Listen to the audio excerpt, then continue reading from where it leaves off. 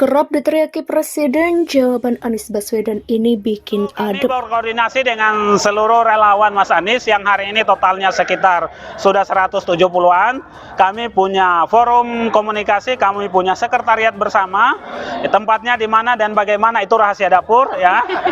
Bahwa yang pasti koordinasi itu ada, konsolidasi itu ada, komunikasi itu ada. Kami akan selalu menyambut dan menyiapkan di mana Mas Anies akan berkunjung di daerah-daerah. Saya bersyukur bahwa kita akan terus-menerus mengikhtiarkan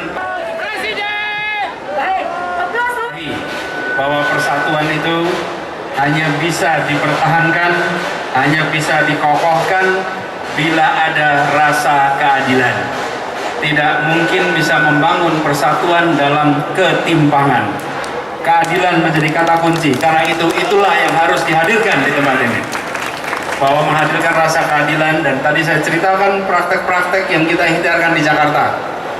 Saya masih bertugas beberapa bulan lagi ke depan, doakan bisa menjalankan amanat dengan baik. Hari ini kita sama-sama bisa berkumpul di Balai Kota Jakarta, tentu dalam rangka bersyukur berterima kasih kepada segenap upaya kolaborasi menjaga Jakarta dan membangun Jakarta bersama Pak Anies Baswedan dan juga bersama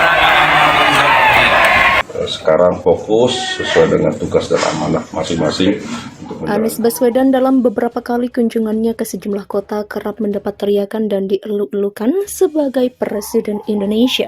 Terbaru saat datang ke DI Yogyakarta Rabu lalu, Anies Baswedan kembali mendapat dukungan untuk menjadi Presiden Indonesia. Menanggapi teriakan dan dukungan untuk bertarung di Pilpres 2024 sebagai calon presiden, Anies Baswedan memberikan jawaban hangat kepada para pendukungnya, "Ya, itu kan selalu amanah, kami pandang itu sebagai kepercayaan, amanah, insya Allah dipegang sebaik-baiknya." Demikian ujar Anies. Karena itu hari ini kita berkumpul ingin mengirimkan pesan bahwa ini bukan tentang Anies, tapi ini tentang masa depan Indonesia. Bukan tentang satu orang, tapi tentang satu generasi. Ini adalah tentang masa depan yang kita perjuangkan, Indonesia yang lebih baik, kata Anies. Mendapat dukungan dari banyak pihak menjadi presiden, pria 53 tahun ini berusaha untuk duduk bersama di tengah masyarakat. Dirinya menerima keluhan warga termasuk petani yang dia kunjungi di Kulon Progo. Anies banyak mendapat keluhan terkait harga BBM dan permainan tengkulak yang memberatkan para petani. Disampaikan Anies, pihaknya pernah menangani persoalan serupa saat menjabat sebagai gubernur DKI kemarin. Saat itu solusinya lewat program kerja sama dengan Gapoktan. Anies Baswedan sendiri terus bergerilya ke masyarakat sejak dideklarasikan oleh Nasdem sebagai calon presiden 2024 mendatang.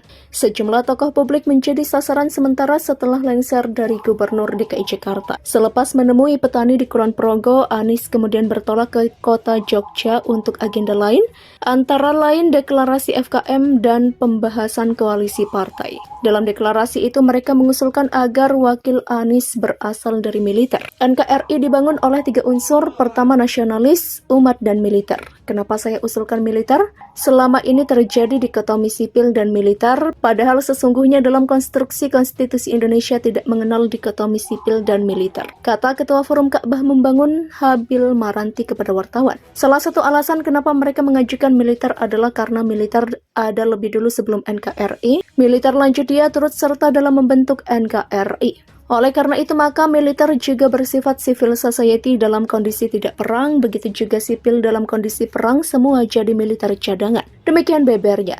Menurutnya saat ini kondisi Indonesia sedang tercabik-cabik dengan ideologi yang semakin liar, sehingga posisi Wapres harus bisa menjamin stabilitas nasional yang dinamis dan mantap. TNI harus hadir dalam kekuasaan negara, tidak bisa dinafikan keberadaannya dalam menjaga stabilitas nasional khususnya di percaturan ideologi nasional. Demikian tegasnya. Kendati demikian, mereka belum mengerucutkan nama yang bisa disodorkan ke Anies. Habil menyebut semua tergantung pilihan Anies. Itu tergantung Mas Anies memilih siapa, tergantung partai pendukungnya siapa, tapi yang jelas FKM melihat bahwa militer itu harus hadir dalam kekuasaan negara sebagai Wapres. Demikian ucapnya. Di depan ribuan relawan, Anies meminta agar menyiapkan stamina untuk menghadapi Pilpres 2024. Jangan membayangkan Pilpresnya bulan depan, rapat tiap malam habis 2 minggu kelelahan, ngos-ngosan jangan, kata Anies.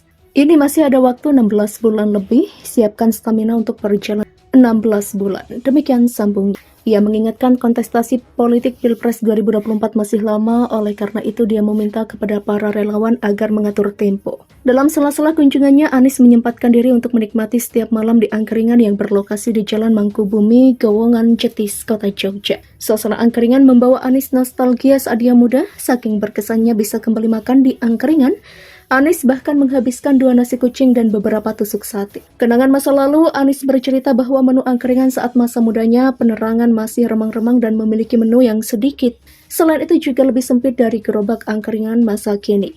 Bagi Anies, angkringan menjadi salah satu penyelamat setiap akhir bulan, harganya terbilang terjangkau dan pas di kantong mahasiswa. Anies juga menyempatkan waktu untuk bersuah foto bersama masyarakat. Salah satu mahasiswa asal Yogyakarta, Fijar Senang, memiliki kesempatan untuk berfoto dengan Anies. Dia mengaku mengidolakan Anies sejak lama.